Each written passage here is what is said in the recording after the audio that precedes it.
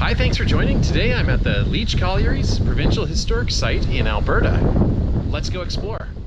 The Leitch Collieries was one of the largest and most ambitious coal mines in the early history of the Crowsnest Pass, and was the only coal company in the past to be completely Canadian owned and operated. The mine is located in an area known as the Police Flats.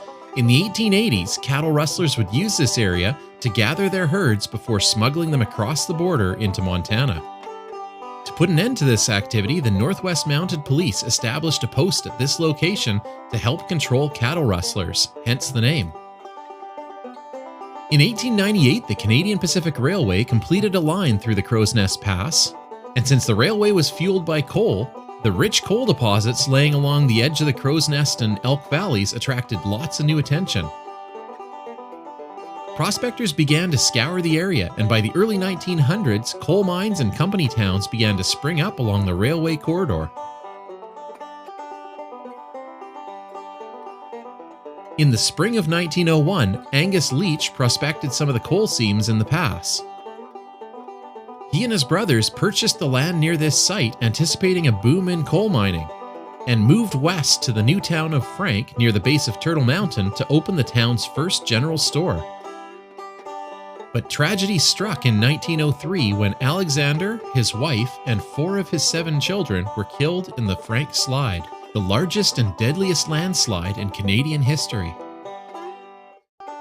Just a few short years later, Ontario coal miner William Hamilton partnered with the Leitch brothers to create the Leitch Collieries Coal Company. They began an aggressive series of construction projects, and the Leitch Collieries were officially opened in 1909. Much of the infrastructure for the mine was located above ground, including a row of over 100 coke ovens, a 27-meter-high wooden washery, and a huge tipple which could process between 1,000 and 2,000 tons of coal every day. They also constructed a large sandstone powerhouse completed in 1910 that supplied electricity to the surface operations and the nearby town of Passburg. The powerhouse was one of the largest in the Crowsnest Pass, standing 30 feet wide and over 200 feet long.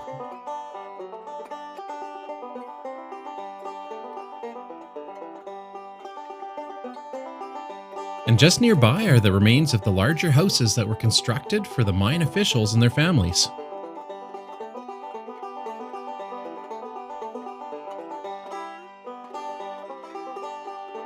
Although the company anticipated great profits, it soon ran into trouble.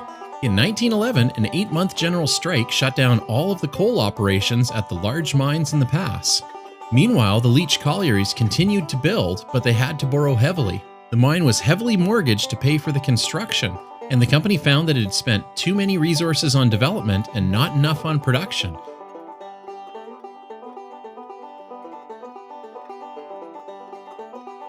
Then, to make matters worse, the outbreak of the First World War in 1914 softened the coal markets, and the company was left with no market and deeply in debt, forcing it to cease coal production in 1915. An agreement to sell the mine for $1 million was reached with John Frankfurt of Vancouver, but he died before the deal was completed. By 1919, the Leitch Collieries was still unable to raise the capital to start production and was forced to liquidate its assets. The land was sold to another mine that worked the company's coal seams, but the site itself and the buildings that stood on it were abandoned, and much of the metal was sold for scrap during the Second World War.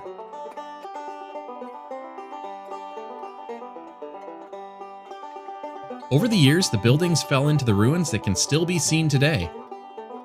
But in 1983, the province of Alberta recognized the significance of the site and designated it an official historic site, allowing guests to visit these stone buildings and reflect on the grand dreams of a once aspiring coal industry.